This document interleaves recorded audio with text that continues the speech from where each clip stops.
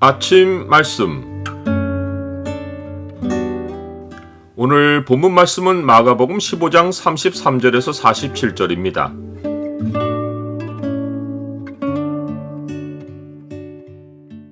주가 피 흘려 죽으심으로 생명길이 영원히 열렸다. 오늘 본문을 소망의 창으로 보면 예수님의 죽으심이 우리에게 열어준 살 길이 무엇인지가 보입니다. 소망의 창을 보여주는 구절은 15장 38절입니다. 이에 성소 휘장이 위로부터 아래까지 찢어져 둘이 되니라. 제6시 곧 정오에 온 땅에 어둠이 임하여 오후 3시까지 계속되었습니다. 어둠은 하나님의 진노를 상징하며 여러 선지자는 하나님의 심판이 자연 현상을 동반하고 임할 것을 예언했습니다. 이때의 어둠은 인류의 죄를 지고 가시는 어린 양 예수님께 쏟아지는 하나님의 심판을 보여준 것입니다. 제9시 곧 오후 3시에 예수님은 엘리 엘리 라마 사박다니라고 크게 소리 지르셨습니다. 번역하면 나의 하나님 어찌하여 나를 버리셨나이까 하는 뜻입니다. 예수님의 외침은 죽음의 선고를 받고 하나님으로부터 내쫓김을 당한 아담의 절규를 보여준 것입니다. 예수님은 겟세마네 동산에서도 마지막 아담으로서 하나님께 기도하시며 아빠 아버지여 아버지께는 모든 것이 가능하오니 이 잔을 내게서 옮기시옵소서 라고 하셨습니다.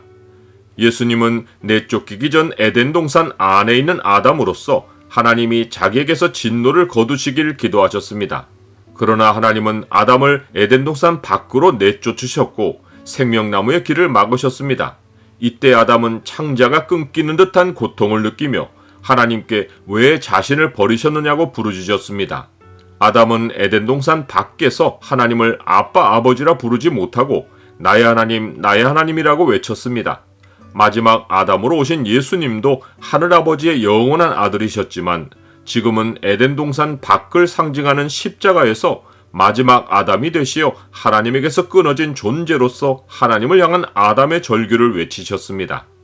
곁에 섰던 자 중 어떤 이들이 엘리라는 소리를 듣고 보라 엘리야를 부른다고 했습니다. 예수님은 외침 후에 모든 일이 이미 이루어진 줄 아시고 성경을 응하게 하려 하사 이르시되 내가 목마르다 라고 하셨습니다. 시편에는 그들이 쓸개를 나의 음식물로 주며 목마를 때에는 초를 마시게 하였사오니 라는 말씀이 있는데 예수님이 목마르다고 하시자 한 사람이 달려가서 해면에 신 포도주를 적시어 갈대에 꿰어 마시게 했습니다. 예수님은 큰 소리를 지르시며 다 이루었다 라고 하셨습니다. 이것은 예수님이 마지막 아담으로 오셔서 자기 백성의 죄를 대속하기 위한 율법의 요구를 다 이루셨다는 의미입니다. 예수님은 마지막으로 다시 큰 소리로 하나님을 아버지로 부르시며 아버지 내 영혼을 아버지 손에 부탁하나이다 라고 하시며 숨지셨습니다. 예수님은 하나님의 아들로 오셔서 아버지의 뜻을 이루시고 다시금 하나님의 아들로서 아버지 품으로 돌아가셨습니다. 예수님의 마지막 모습을 지켜보던 백부장은 이 사람은 진실로 하나님의 아들이었도다 라고 했습니다.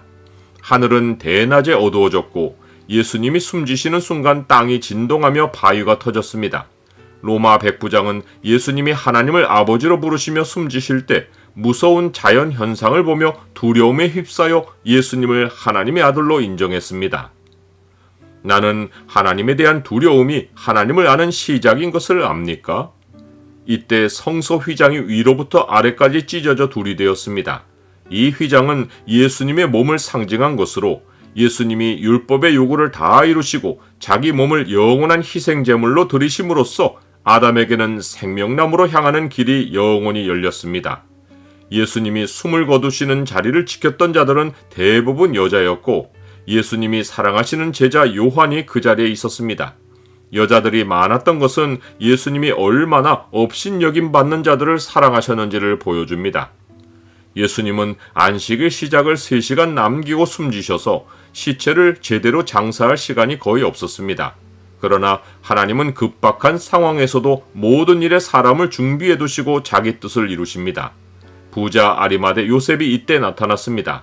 그는 공회원이었지만 그들의 결의에 참여하지 않았고 하나님의 나라를 기다리며 예수님을 마음으로 따르다가 예수님이 숨지신 것을 알고 자신의 정치적 입지만 아니라 목숨이 위협받을 수 있는 상황에서 더는 예수님에 대한 사랑을 숨길 수 없어서 당돌하게 빌라도를 찾아가서 예수님의 시체를 요구했습니다. 그는 예수님을 십자가에서 내려다가 자기 무덤으로 준비했던 곳에 넣어두고 돌로 무덤 문을 막았습니다. 정식으로 시체를 준비하는 일은 안식일이 끝나야 할 수 있기에 몇몇 여자들이 예수님을 둔 곳을 보고 돌아갔습니다. 이로써 이사야가 예수님이 부자와 함께 있었다고 예언한 말씀이 이루어졌습니다. 우리가 예수님과 함께하면 성경이 이루어지는 현장에 참여합니다. 우리는 예수님을 우리 안에 모시고 있어 우리의 삶은 성경에 기록된 약속의 말씀이 이루어지는 현장입니다. 그는 강포를 행하지 아니하였고 그의 입에 거짓이 없었으나 그의 무덤이 악인들과 함께 있었으며 그가 죽은 후에 부자와 함께 있었도다.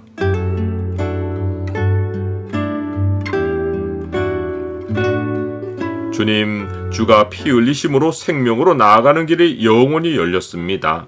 하나님을 아버지로 부르지 못했던 죄의 현실을 영원히 떠나 이제는 아버지로 부르며 주께 나아갑니다.